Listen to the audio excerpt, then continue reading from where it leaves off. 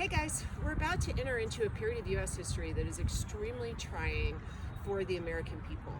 We have the sweatshop era of industrialization in which you have spreading wealth gaps, even though I would argue you're also creating the resources with which to address many of the country's problems. You have a lot of philanthropy that rises up via people like John D. Rockefeller and Andrew Carnegie, the captains of industry or robber barons, depending on your point of view, who will actually take a lot of their wealth and create great institutions that will work on some of the issues facing the poor, things like hookworm disease, for example.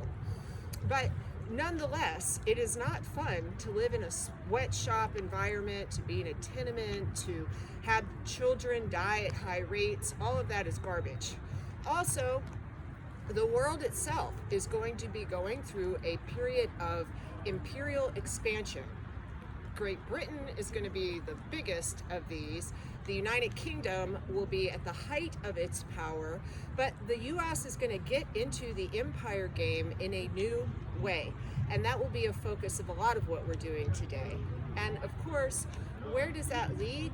It leads to the empires in conflict and the first war, the first Great War, the first World War.